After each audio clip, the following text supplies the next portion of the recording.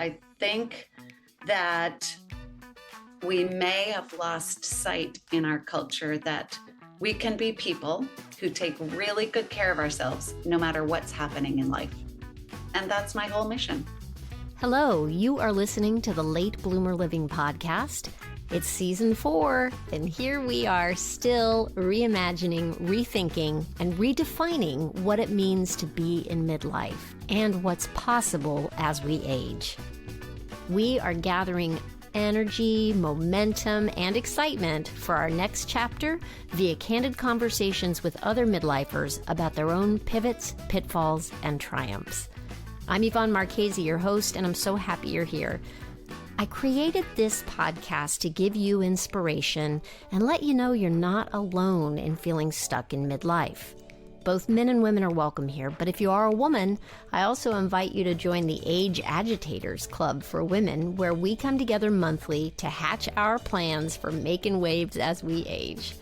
Being part of this community for women will remind you on a regular basis that you're not too old, and it's never too late to do that thing you've been thinking about. You can find more information at latebloomerliving.com/community, and I hope to see you there.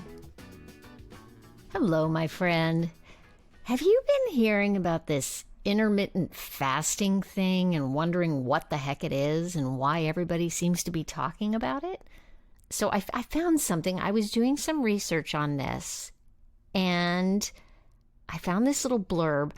In 2019, intermittent fasting was the most Googled food-related topic globally. And it's still in the top 3. Crazy, right? It continues to be a popular diet tool for men and women alike. But here's a question. Is it a diet?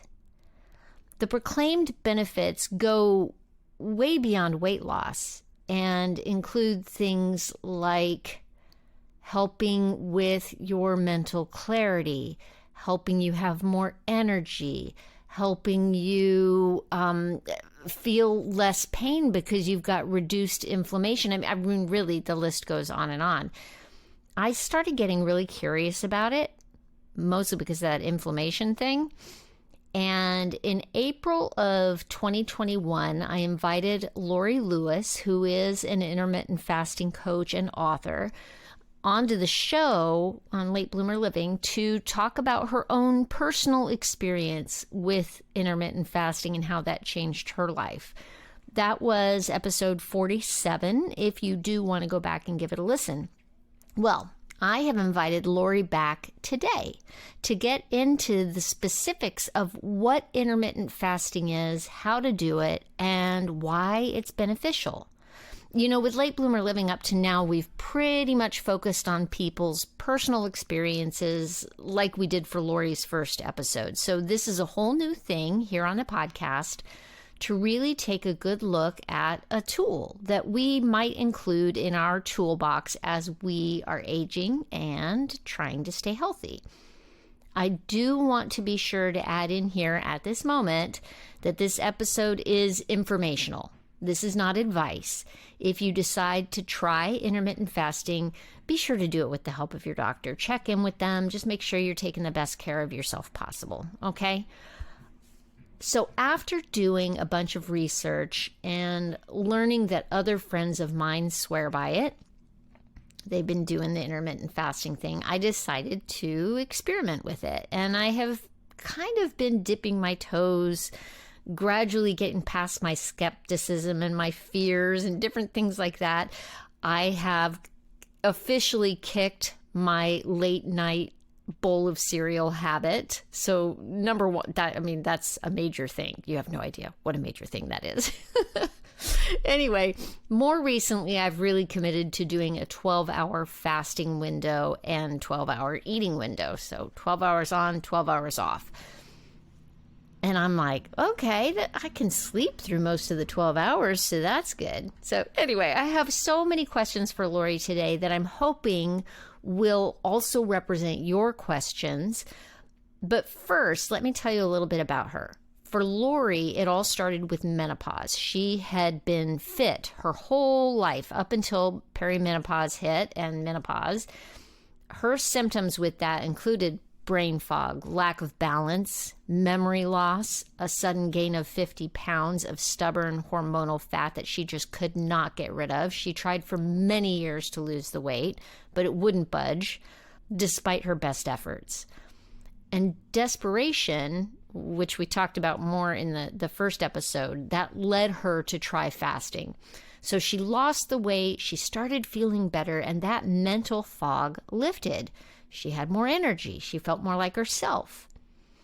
Her experience led her to start telling others how she'd done it, and that led her to starting a premier coaching business called Fast Forward Wellness, so that she helps other people learn how to do this and incorporate it into their lives.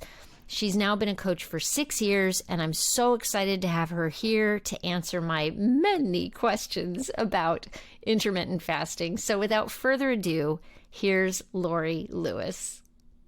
Welcome back to the podcast. I am so excited to have you here. How have you been? Thank you. I am doing great. I get to travel around the world, helping people around the world and work from anywhere. And I have clients on all the continents. I even coach someone who is stationed in Antarctica.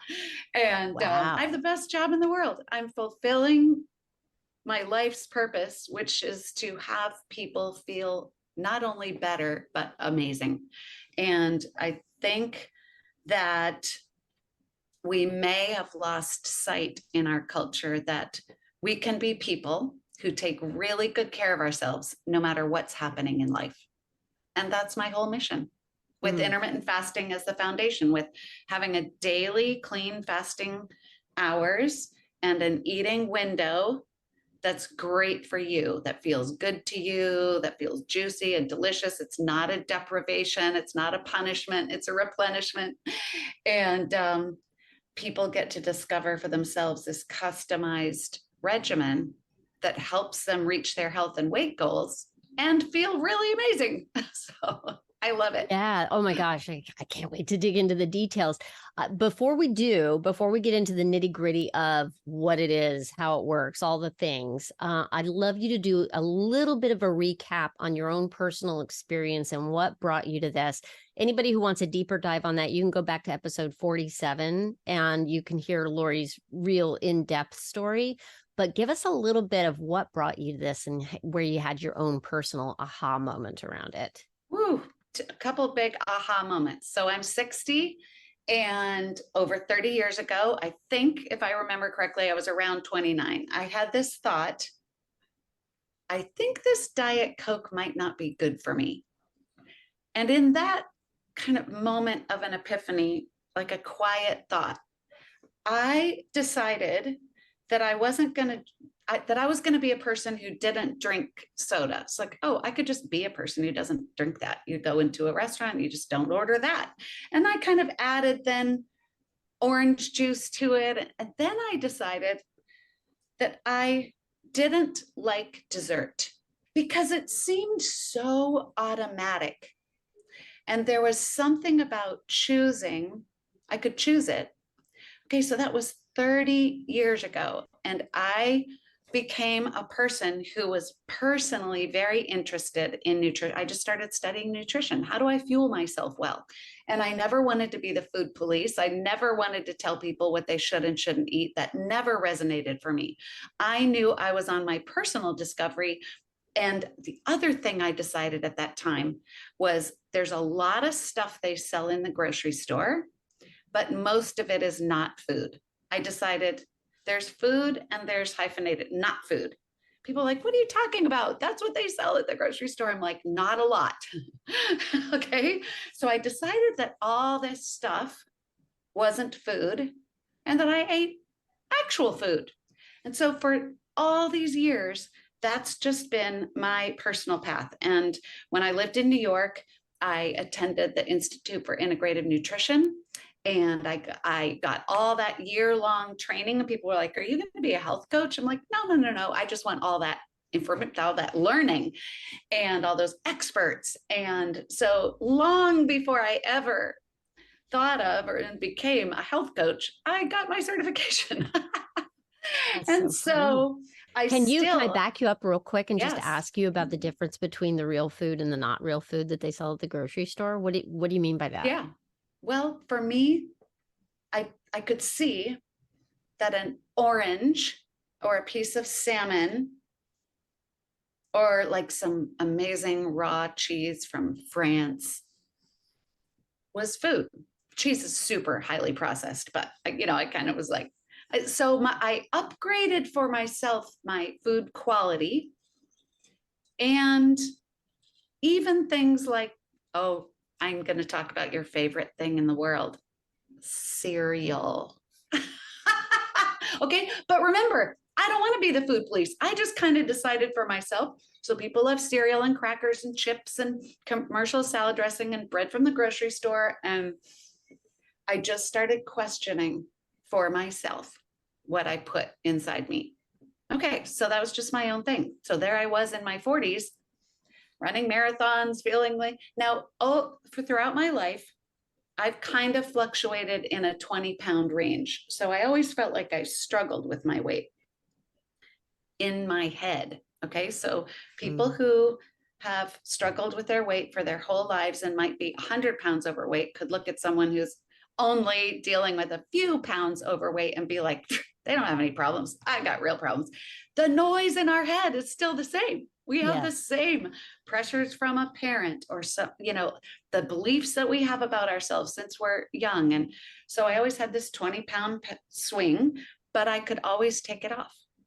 And menopause, perimenopause kind of pushed me down a dark hole. And then menopause had me, I was just in this hormonal chaos, and I suddenly gained 50 pounds. And people were like, wait, you're the healthiest person we know. How did this happen? And I'm like, there's nothing I can do about it. I'm trying so hard. And I went home to Colorado to visit my mom. I grew up there. And one night, I'm shortening the story, one night, I Googled the same thing I always had out of desperation. I was really at that point, Yvonne, despondent.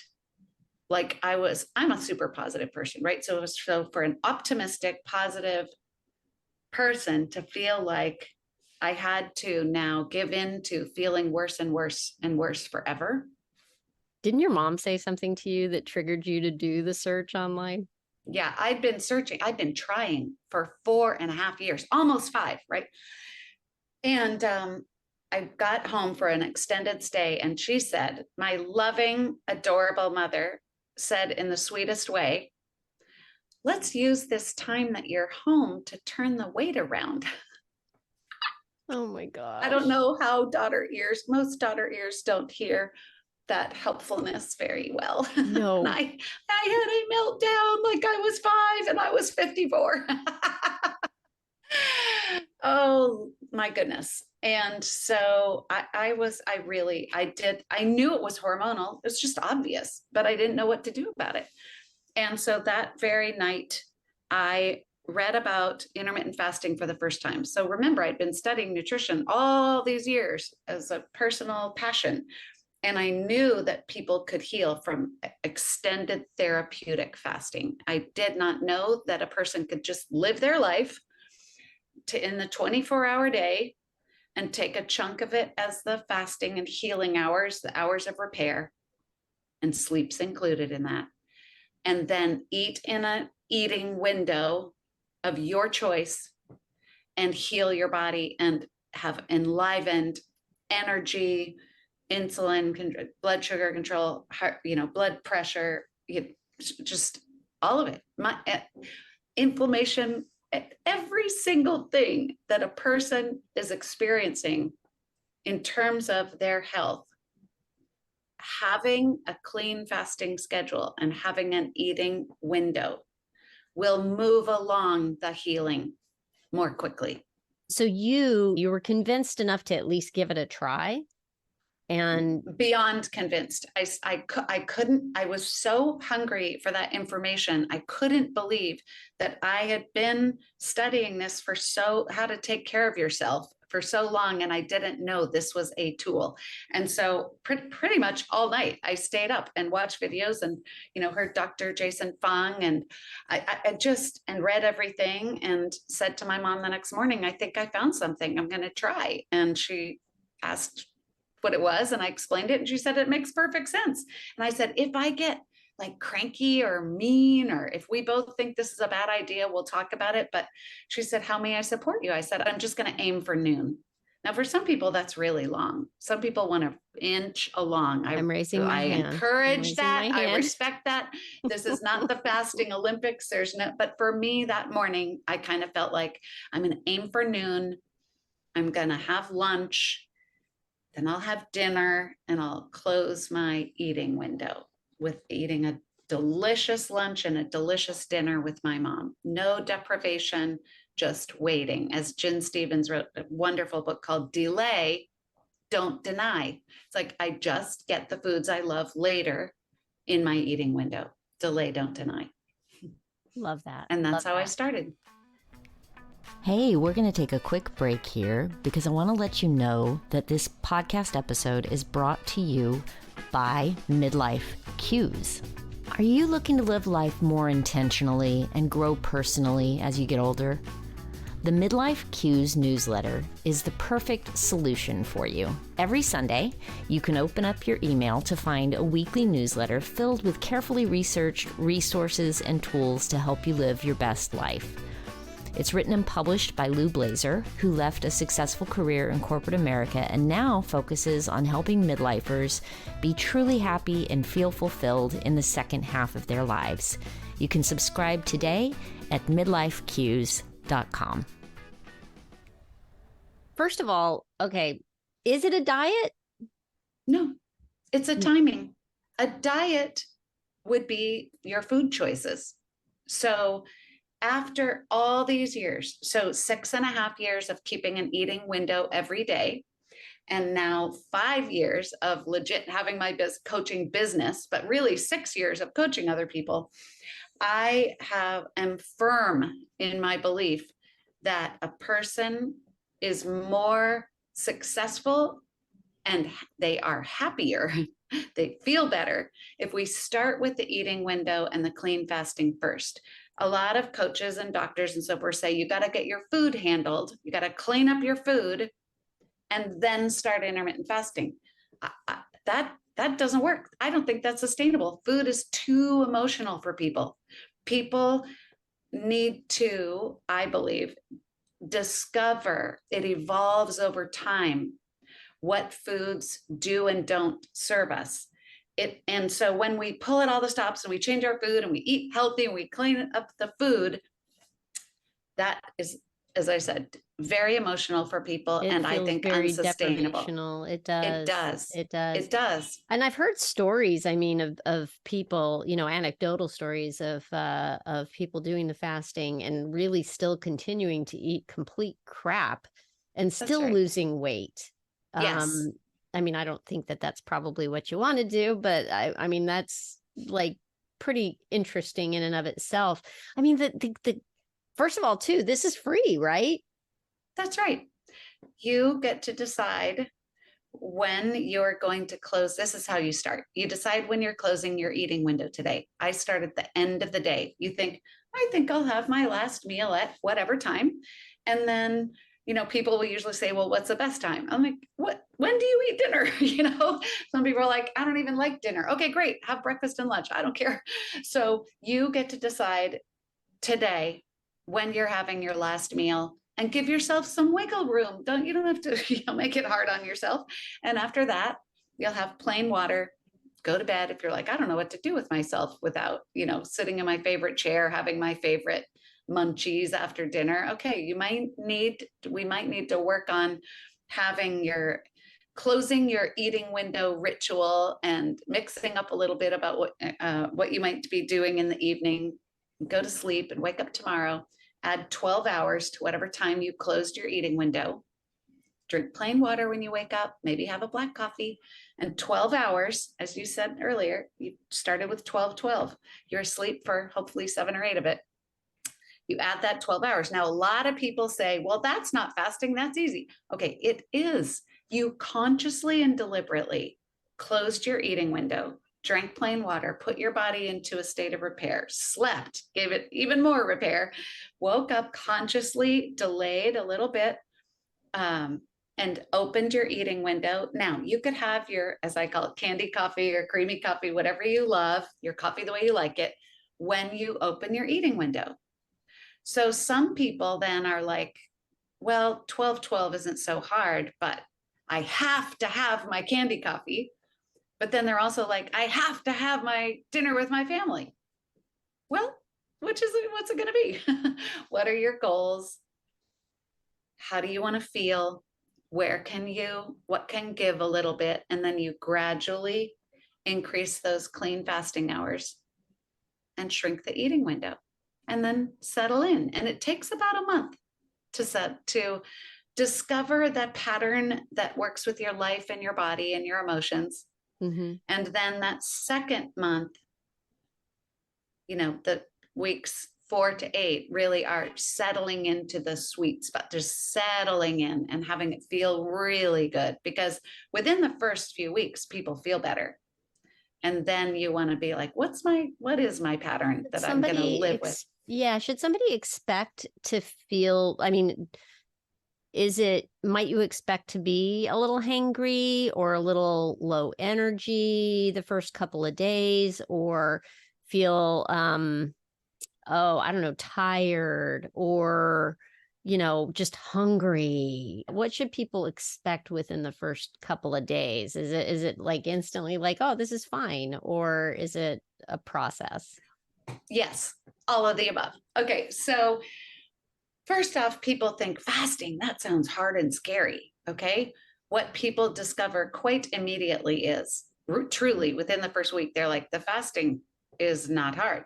It's the eating window I have a problem with. Everybody comes. So I lead group programs and I coach people one-on-one. And every single time, I'm going into my 6th annual holiday program. And by the second session, every time people are like, fasting's easy, my eating window is a problem. What do you mean by that? Like, what about the eating window is the problem? Because people either eat too quickly, or they realize that they ate too much too quickly, or they didn't prepare their food, or they ate food that did not agree with their body and they never realized that before. And they pop things in their mouth mindlessly and they eat throughout the whole thing. So they realize so quickly that the fasting hours feel well. Whew, isn't that delightful? What a surprise. So regarding what you said about can people feel low energy or woozy, in the first month, we are training our body to remember. It already knows how, but it has to remember how to tap into our body fat for energy. All of human history, our bodies have known when food was scarce that the fat that's stored on us is fuel. That's the design of the human body. And so this idea of fasting is not a diet, and it's not new. It's just there's food and there's not food, and there's food and there's not food. And our brightness, sharpness, stamina, strength, productivity, evolutionarily ramps up when we're in a fasted state. But in that first month, when the body's remembering, it's kind of using up the sugar in the tank. We go from being a sugar burner to being a fat burner. And that's the adjustment phase. So if a person feels woozy, okay, that could be a cry for minerals, magnesium and sodium. So step 1, you're fasting along and you're aiming for 12 hours, or you're aiming for noon, whatever you're aiming for. And suddenly you feel a little woozy. My trick for solving that is to have a glass of water with a magnesium, and put a little salt under your tongue so the sodium goes straight into your bloodstream. High quality, good salt.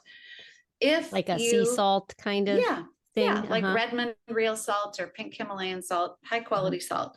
Yeah. So that water really the first step is notice how many hours fasted you are. You might be like, I'm at 13 hours, or I'm at 15 and a half, or whatever you're at.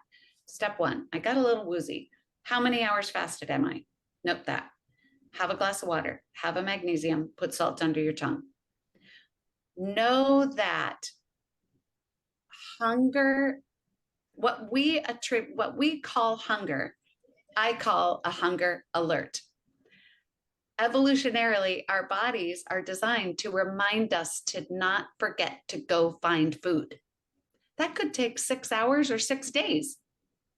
For us now, it takes 6 seconds. Okay. Right. We're surrounded by it. So when the body taps, the stomach growls, or you have a thought of food, I think it's like your body's going, hey, don't forget to go hunt food. Don't forget to go find food. And so then I've got to figure out, is that a hunger alert? It's just a hunger wave. It's going to come and go. No big deal. It's a wave. Sometimes it's real hunger. Sometimes the body's like, yeah, no, I can't shake this. And you should eat. This is not the fasting Olympics. This is not a diet where you're not allowed and you're allowed and you're going to be bad if you didn't fast as long as you wanted to. If your body is saying, I'm shaky and ravenous, this is not a hunger wave. I can only think of one thing, and that's food. Eat. It's no big deal.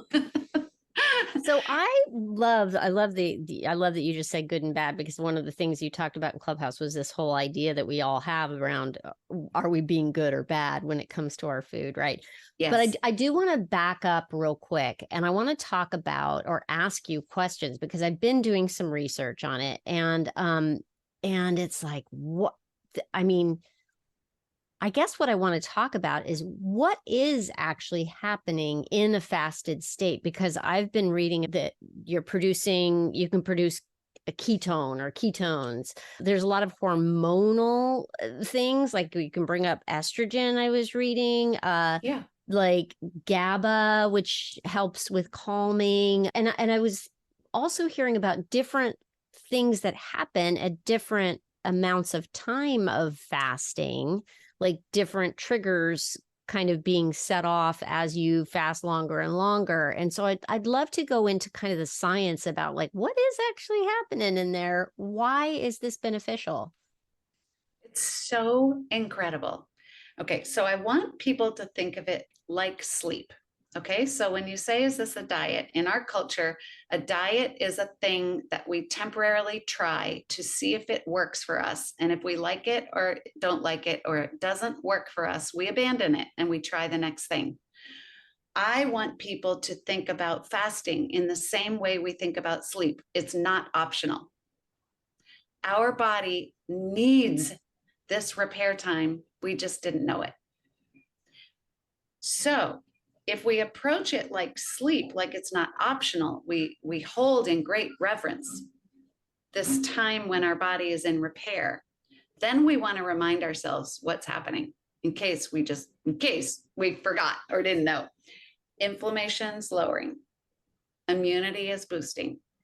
We're shifting quickly from sugar burning, because the food we last ate, into a fat utilization state, burning our own body fat and having a whatever normal healthy amount of fat on our body so that we can get around. Imagine our ancestors. We got to get around quickly. We got to all stay together. We got to stay alive. We got to get food. So there is mobility and a strength and a stamina that's important for human beings. And we want to tap into that body fat for fuel, for energy. And one of the benefits of tapping into the body fat is that the liver takes that fat that's been released and transfigures it into ketone bodies, which then cross the blood-brain barrier and fuel our brain. Now, our brain needs some sugar, but to fuel our brain only on sugar is detrimental. So they're calling Alzheimer's now. Some are calling Alzheimer's type 3 diabetes, which is a high insulinemia. And I'm really oversimplifying, okay? But I want people who are listening to be able to just understand the high level of what I'm saying. So another thing about hormones and our brain, not only fueling our brain on the ketones, is that when we are in a fasted state and the hunger hormone ghrelin growls for food, it says, don't forget, don't forget, don't forget to go get food. And we don't feed it, it makes new brain cells.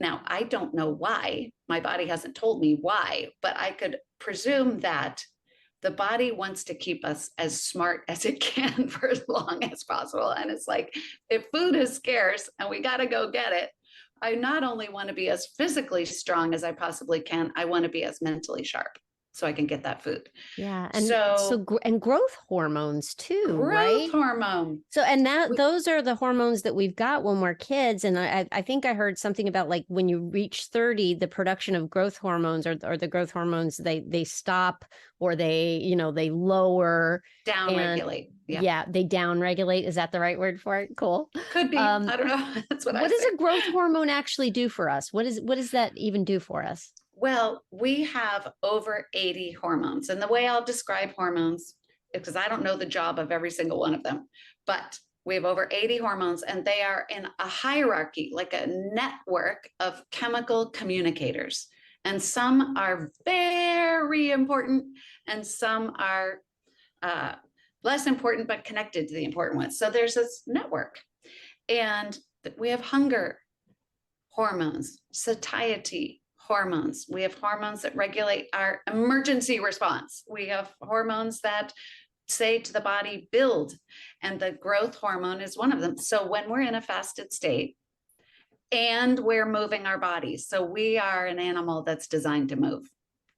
And when we're moving and when we're fasting, the human growth hormone in women can go up 1,000%, and in men, 2,000%.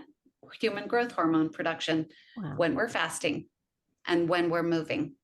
Wow. So I know it's very, very exciting. And our liver works better, our kidneys work better, our gut works better. We normalize our blood pressure.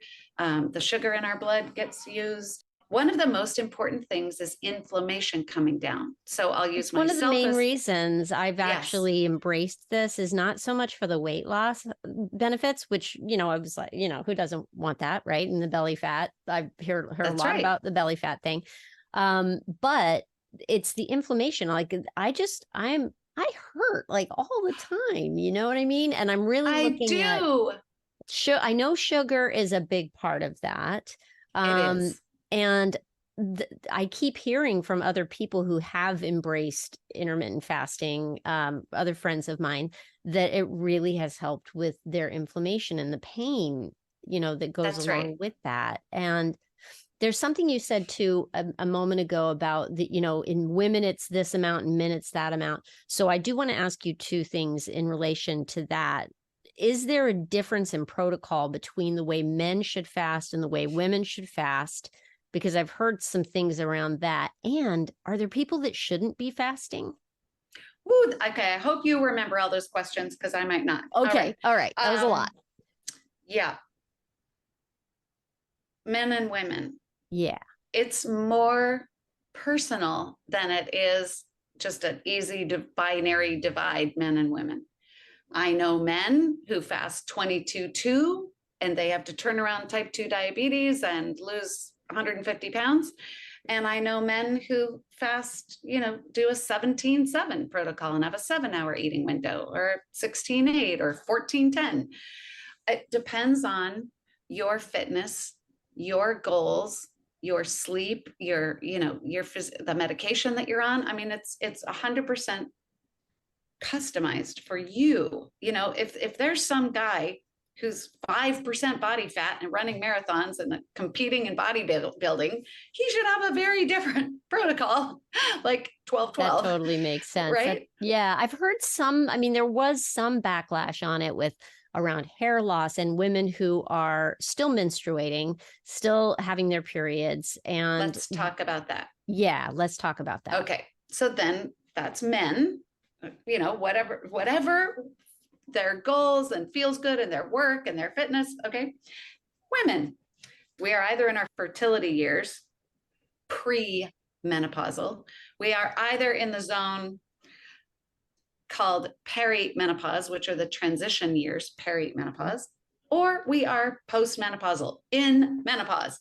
And all of those times are very different for a woman before you're 40, between, 39 and 55. But I went into menopause at 49. So again, my answer is the same. It's your goals, your health and weight goals. Do you have fatty liver? Do you have type 2 diabetes? Do you have high blood pressure? Do you have PCOS? Are you 150 pounds overweight or 15? The first adjustment I would say that a woman should make is noticing, if you're still in your cycle and getting a period, notice the few days before your period that you might be hungrier and have a longer eating window and eat more food. And then typically, as every woman out there knows, if we're ravenous before our period comes, we tend to not eat, baked potatoes and salad and broccoli and salmon. We tend to eat things that I would call not food. Candy chips. Yeah, exactly. Yes. Yeah. All those things. So that's not doing us any favors. Exactly. Now, some fasting gurus would say those days before your period comes to not fast. I really want people to consider that idea of doing it, not doing it, doing it, not doing it, falls inside diet mindset, diet culture. I want you to think of it like sleep. How long are you fasting today? When is my eating window going to be today? How you tune in to your body. It's adjustable. 100% adjustable. My coaching is gentle, forgiving, thoughtful, intuitive.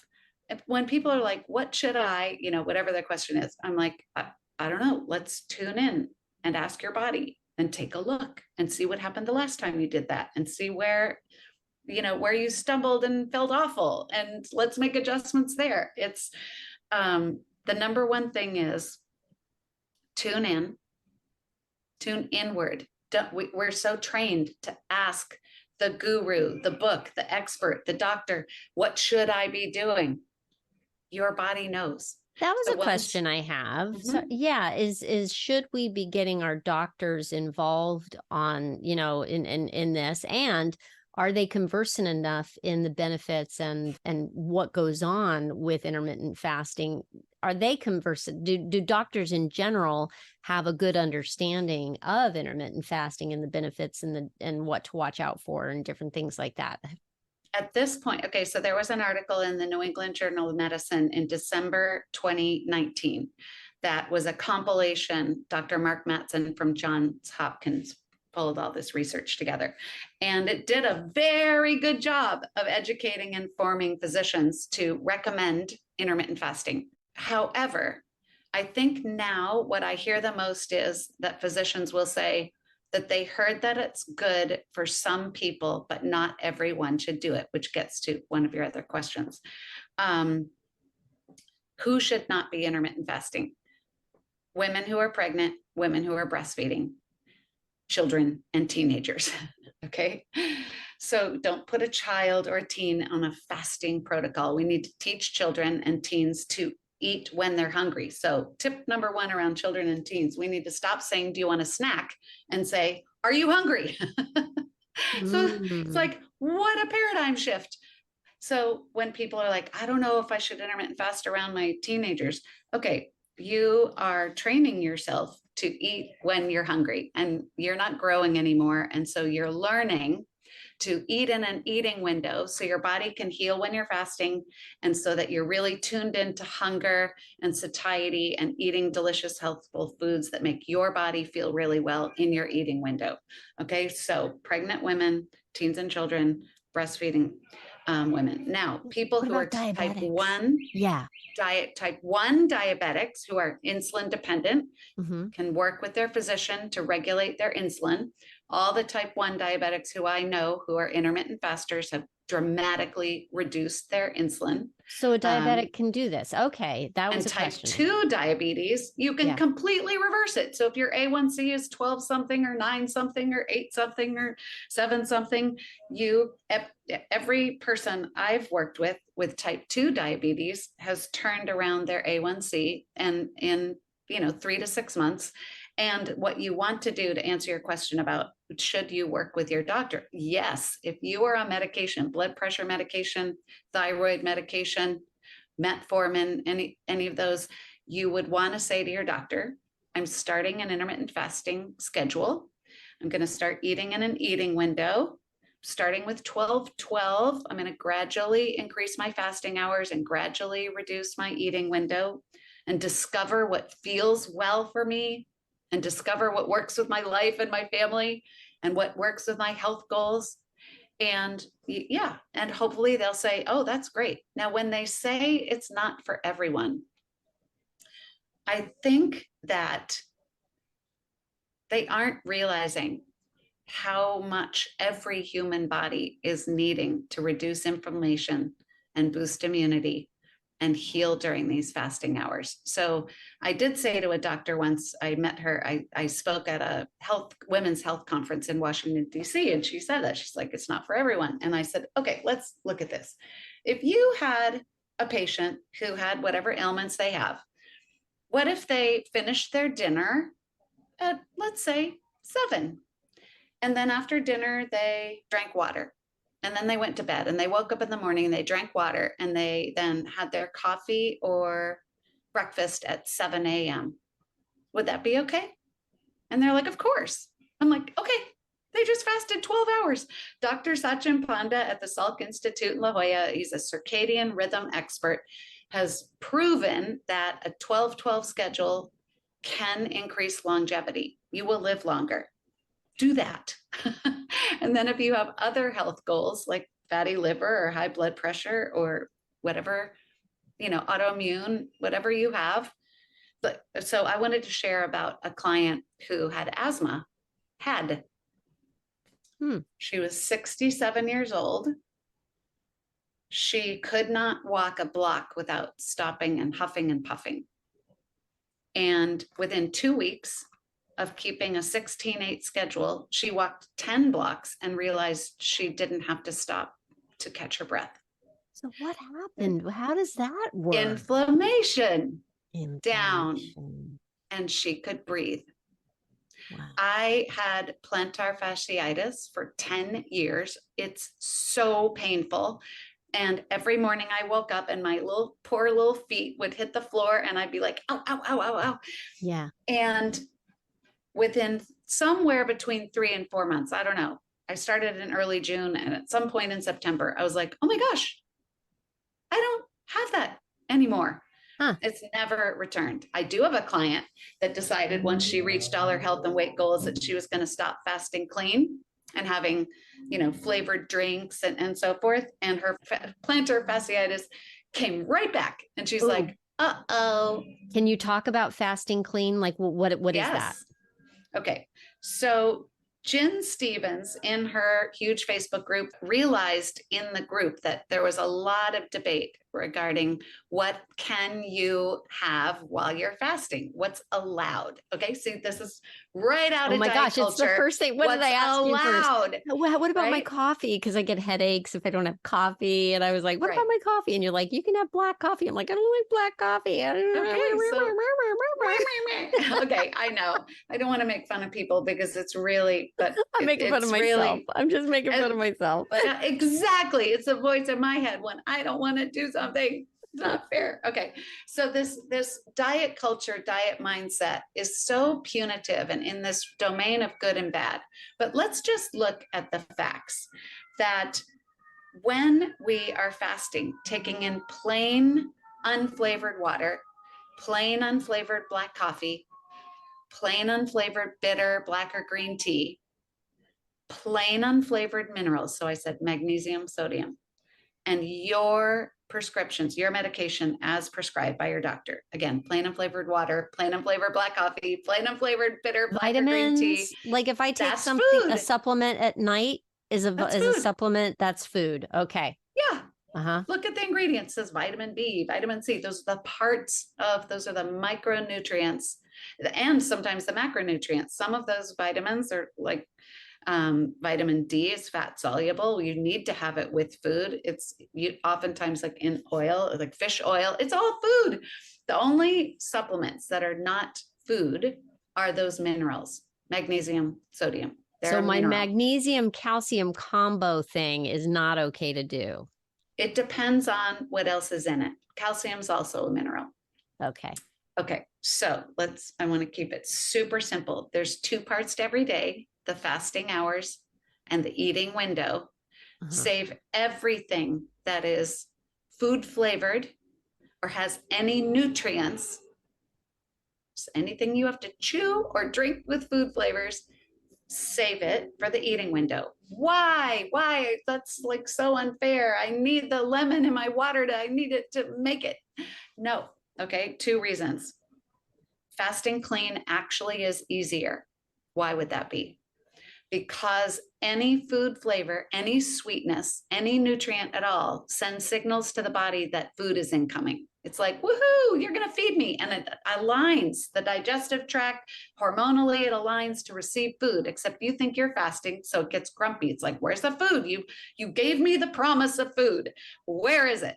Okay. So when we eat, we want to be fully satisfied. So when you take in any nutrients, food flavors, or sweetness, you want to then eat to satiety. That's why we wait to open the eating window and then eat very well, not little bits of diet food. Eat a meal.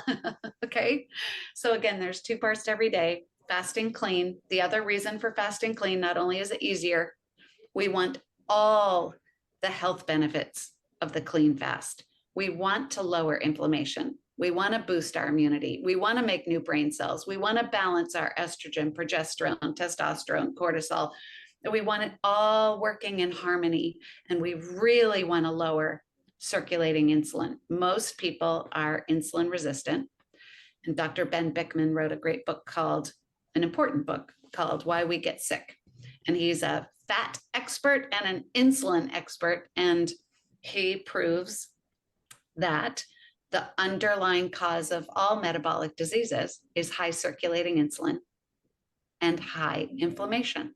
And so this let's is the get funny those lower. thing. So there's a misconception that I was living with, and I get it.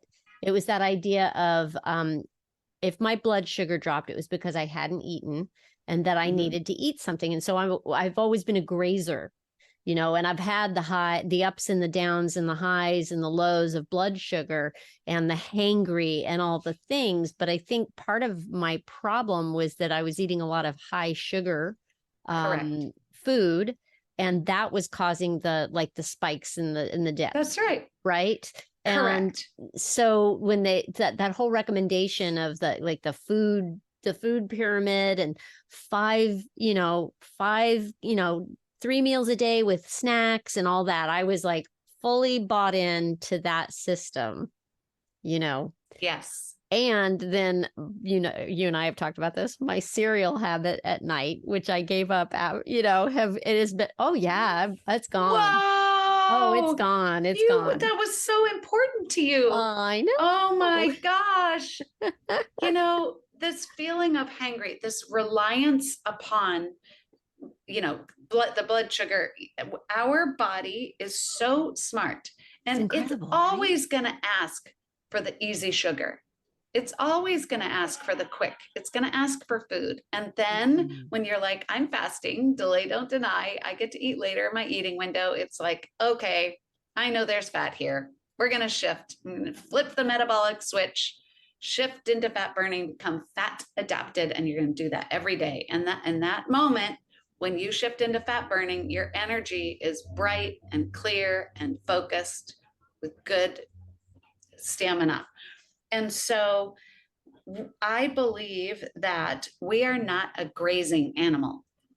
We are an animal. Imagine, okay, just think, Yvonne, think of your favorite fantasy meal that not only is it delicious, but you get to eat it later. You're excited to have that later. Like you can't wait for dinner tonight. Oh, it's going to be so good. And so it's that food you love that loves you back. You're left satisfied. It just feels like, oh, that agreed with my body. My body loves that. I just did my body a huge favor. It's so happy. I'm so satisfied.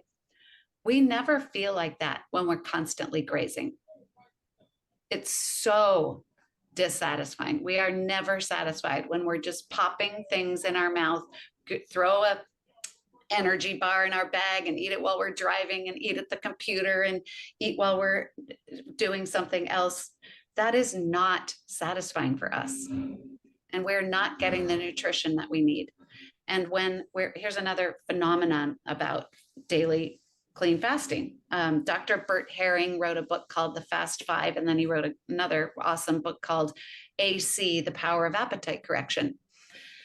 We have an apostat, an appetite center in our brain that regulates many hormones, but we'll just keep it simple, the satiety and the hunger hormones. And when you are consistently fasting clean every day and keeping an eating window, appetite correction kicks in. Appetite correction has two parts. Our body, we're like a wild animal. Our body can tell us how much to eat and when to stop.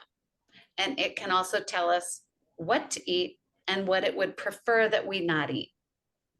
So this falls in line with my theory that I've observed for all these years, that if you start fasting clean first and keep an eating window and eat the foods you like, over time, your body will start telling you how much to eat today and what it would like for you to have and what would it prefer that you not have. And those foods right now that have their claws in you that you can't imagine, like not loving, that if you keep it in your house, it will disappear in 5 seconds. People find that they're like, oh my gosh, I've had that pint of ice cream in my freezer for a month. I totally forgot about it.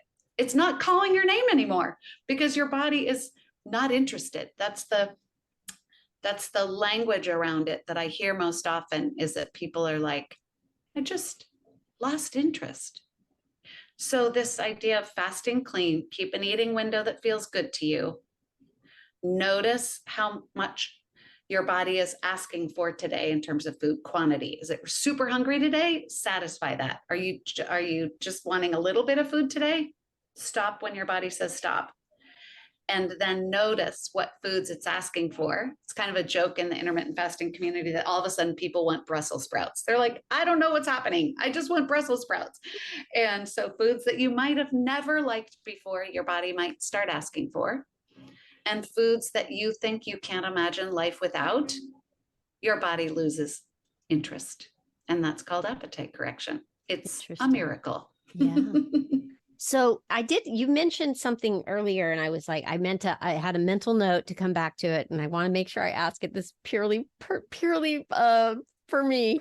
Good. Is seltzer okay when you're fasting? Like, can you have bubbly water? Mm-hmm. Yeah. So plain unflavored water of, I say, any sparkliness and any temperature. So, but maybe not lemon flavored seltzer. I need to definitely not get some plain. Yes. Now, here's the thing about bubbly water. If people have gut issues, too much or any bubbly water can contribute to gassiness. It's bubbly. It's going through you. Right. Okay. So I use and really used in my first 2 years of intermittent fasting one delicious cold glass of sparkly water in a beautiful glass as my early afternoon treat for myself when I was fasting. Like I was excited to have that. So human beings are happier when we delay gratification. There have been so many scientific studies on this. When we establish a spirit of patience and determination and waiting, we're happier people. And so in our culture, where the minute we're sad or lonely or deserve a treat or feel deprived or any possible emotion, we satisfy that with food. Our ancestors didn't have that. There's no emotional eating 100 years ago. Okay. And so we need to slow down and appreciate our food and eat a meal and love it and notice how you feel and wait and have another meal and close your eating window and drink plain water and sleep well and wake up tomorrow and know how much healing repair is happening during those fasting hours and that it's worth waiting for your Are next delicious meal. are there things that happen? I did a little bit of research on it and I heard some things and I was like, interesting. So are there different eating windows or fasting hours that kick in different reactions in the body while you're fasting? Like, does the healing change if okay, so I'm doing 12 hours. If I were to kick it to, I don't know, 16 hours, is that going to make a difference? If I were to kick it, Yes. yeah, what is the Now, difference? Like, why? okay, so this is hard for people to hear, but longer isn't better. It's just different. So if someone has decided that emotionally and with the structure of their day and maybe their medication and you just whatever, that 12-12 feels better for you or 14-10, you should stay there. You shouldn't be, oh no, Laurie fasts longer and Yvonne wants to fast longer, so I have to. No, no, no. This is more diet culture comparison. This is an individual learning to take really good care of yourself no matter what's happening in life. So stay where you are if that feels good. And know that once you get through the adjustment phase of the first month of clean fasting and your body has used up the glycogen, which is stored sugar in your body, it's used it up, you will then become fat adapted. It's approximately a month. It's not like I hit 30 days, it's like approximately, depending on what you're eating and how long you're fasting, but approximately a month you could count on flipping that metabolic switch and moving into fat burning. After the first month, approximately, that happens at about 12 to 13 hours fasted, is that your body has used up the sugar in your body and will shift into fat burning. Not on day one, in the second month. Okay. So once you switch into fat burning at around 12 or 13 hours, the body ramps up the fat burning again, like around 16 hours, maybe 15 hours, 16, I don't know, around there approximately. So this is when you could expect a hunger wave around 12 or 13 hours, around 16 hours. This is why I said, if you feel a hunger wave, strong hunger, first thing is, how many hours fasted am I? It's probably 12 or 13. It's probably 16. Then 18. 18 is where the magic happens. Now, do I think fasting to 18, 19 hours is better? No, it's different. So what happens around 18 hours is fat burning ramps up, go into ketosis. It's not exact, it's around, okay? The other thing that happens is it's not happening in tandem, it's not intersected, it's parallel. In tandem with the fat burning and ketosis ramping up, the idea of autophagy. That was a big word I wanted to ask you about. Yeah. Yes. Autophagy, autophagy, tomato. Okay. That is a deep cellular cleanup, upcycling, recycling of old junky proteins. And so imagine you've got your old car, you haven't cleaned it in a while, and there's crumbs and all, it's terrible. It's a filthy mess. I don't have to imagine this. Okay. And you take it in, you spend the extra money for the detailer, like the person who's like really going to tear that thing apart. And you get it back 3 hours later and it's sparkling new, like it just came off the sales lot. You can't believe it. That's what happens with our cells when autophagy ramps up. What is autophagy? It's always happening. People say it stops and starts. It does not. It's always happening. It's just up-regulating and down-regulating. So when we're in a fasted state, it up-regulates dramatically. And that tends to happen around 18 hours when we're really cranking up the fat burning. And our body goes in to our own cells, damaged cells, and takes them apart, like when the person tore apart your car to clean it, and upcycles, recycles, reuses old junky protein and all the broken parts, and puts the cell back together like it's literally good as new, and so beautifully put back together that scientists can't tell the difference between a new cell and a cell that got recycled through autophagy. That is much more efficient for the body to clean up the cells that are already on it than making new cells. And so what intermittent fasters experience when they're fasting clean, and this is important because any introduction of nutrients down regulates autophagy. So when people are like, oh, putting fat in their coffee and drinking bone broth, and gonna ask you about like MCT oil or heavy cream in the coffee, I've heard is a hack, right. But you're saying it's not a hack. It's not fasting. It's it's food. It's not okay. So this is again linked to diet culture and diet mindset. You'll hear people say, well, I'm fasting for weight loss, not autophagy. What? You are shifting your daily habits so that you could be super healthy, and you're not going to get all the healing benefits. So here's what I have to say about fat in your coffee or cream in the coffee. One of the reasons people say is, oh, it gives me such a nice sustained energy until I eat my lunch later. Remember I told you that once you're fat adapted, your body's shifting into fat burning around 12 or 13 hours. Which fat would you rather burn?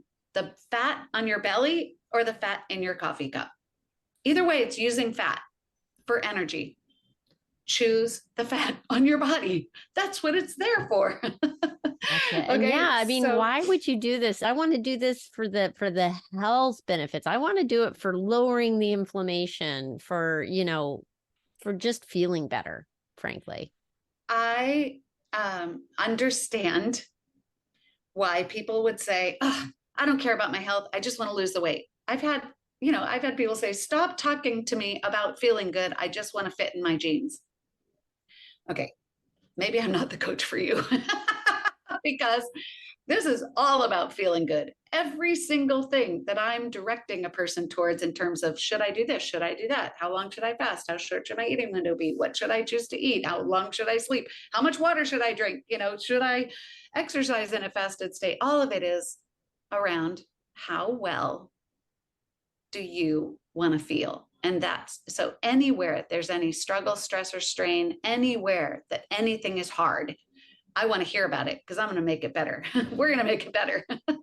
Did people exercise when they're in a fasted state? You just brought up a question I hadn't thought to ask. Okay, cool. Absolutely. You're burning your own body fat for energy, and you're cranking up the human growth hormone.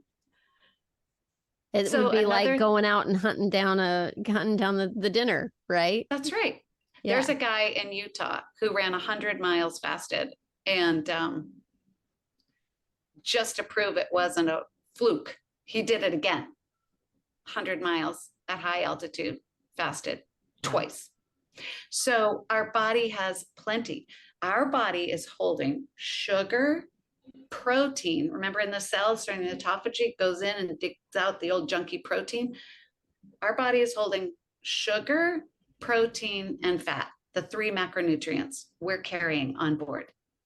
Later. Can I ask you one? I think I know, oh my goodness, we've been on for a while. I want to respect your time and our listeners' time as well. But I want to ask you about protein, because it is something that's coming up a lot in the research I'm doing around aging, for women in menopause, for, everything. Everybody's like, high protein, high protein, high protein. How do we make sure that we're not depleting our proteins when we're doing the intermittent fasting? Is that even a concern? Okay. So it's such a perfect question. People want to know, I'm supposed to get a certain amount of calories or macronutrients each day. And how am I going to get that into a consolidated eating window? First off, remember, those recommendations, which they are recommendations, aren't considering that you are using the fuel you have on board while you're in a fasted state. So trust that appetite correction is going to start kicking in, and your own body is going to tell you how much to eat today. It varies every day. It will tell you. You know how you know? It says stop eating. It goes, I'm full. I've had enough. Put your fork down. And it loses interest in the foods that it would prefer you not have because it's not fueling you well. And so I want you to remember, you're using your own sugar, protein, and fat on board. And then in your eating window, your body's telling you how much to eat today and what to eat. We're like a wild animal. We don't need a chart. So it's we don't need to trusting weigh it. the wisdom of your body and learning to listen and pay attention. Is it like, is it a good idea to keep a journal of how you're feeling and what you've eaten? I mean, this is where I'm like, oh my gosh, I won't do that. I won't do that. Oh no. What? Okay. I'm sad for people who sit down to eat a meal and do math in their head. Uh-huh. Sit down. See, when you are a daily clean faster, everything gets quieter. I say, this is not a diet. It's a quiet. You and your body. It's like, that's funny. Me and my body. Yeah. There's you, your consciousness, the you that's you. And then there's this thing that you get to go through this life in. And wouldn't it be amazing if through clean fasting, and then of course sleeping well, and that we could tune in so intimately to what it's telling us it needs and what it's telling us it does not need anymore. And that is very real. All right. This is going to be a journey. It's going to be a journey. Laurie, I'm going to ask you now before you go, if I get a lot of feedback and questions on this episode, will you come back to answer questions? There's nothing I love more. Okay. Truly. Every minute of every day, I get to inspire and inform, and I want people to feel better. And I love listening to people's experience. I especially love the people who say, I tried that, it didn't work for me. Oh, what were you doing? And what medication are you on? And were you fasting clean? And I have so many questions for the people who said it didn't work for them, because here's what I want to leave you with. It always works. It always works. Like sleep. Wouldn't that be weird to say sleep didn't work for me, so I'm not doing it anymore? The healing that happens in our bodies when we're fasting always works. Yeah. Yeah. Absolutely.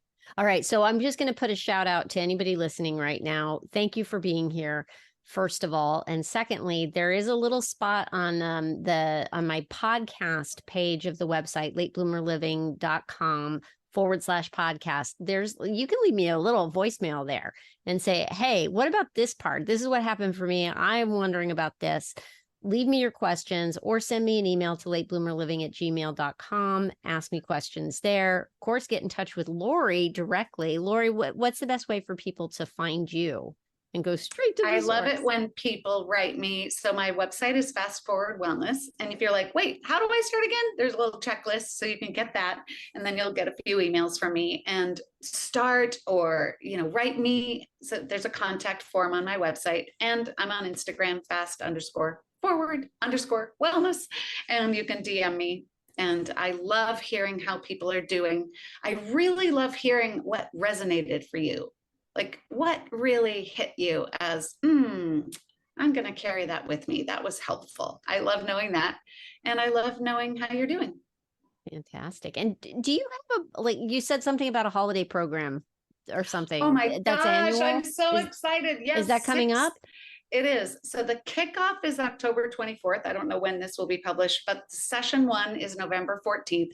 And for 6 years now, I create a new program every year because a lot of people take it every year. So I want it to feel fresh. And I've learned a lot over the last year. So I bring everything I've learned and experienced to the new program. And we go through the holidays feeling like it's not a free for all. You get to take very good care of yourself no matter what's happening in life, and eat the festive foods and drinks that you love and never have to diet again in January. Gotcha. Never have to diet again. So ever. while you were talking, I was like, when is this coming out?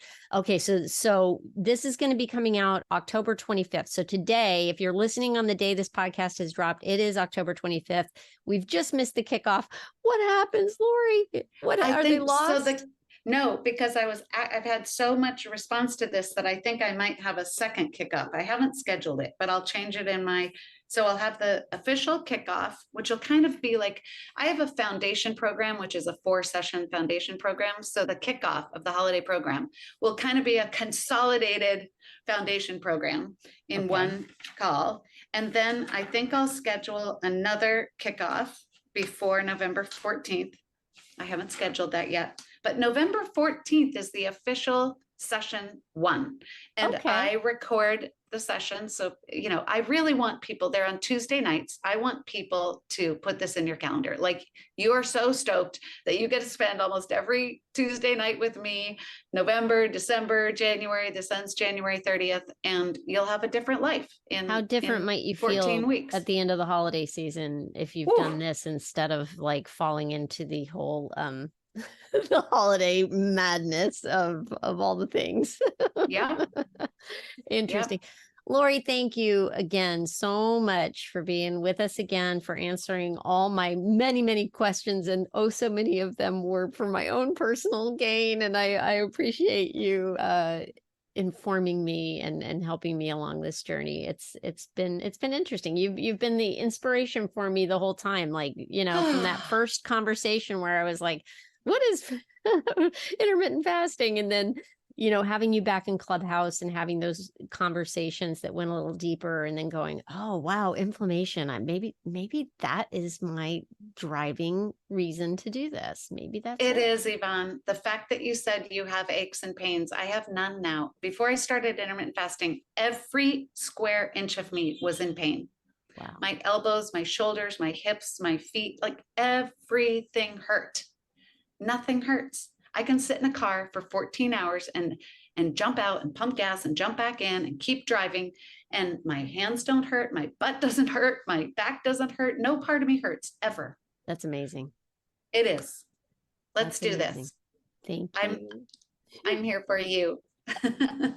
All right. Thank you, Laurie. Thanks, Yvonne. Well, there you have it. If you want more information about Laurie Lewis and her 6th annual holiday program through Fast Forward Wellness, it's not too late to join that. Session 1 starts on November 14th, and I know Laurie will definitely take care of you. This is not an affiliate thing or anything like that, by the way. I just know and trust Laurie very much. Anyway, you can find a link to her website in the show notes. Just go to latebloomerliving.com and look for episode 157. Thanks so much for listening. I hope this was informative, and I hope you have a fantastic week. Stay safe and well. Talk soon.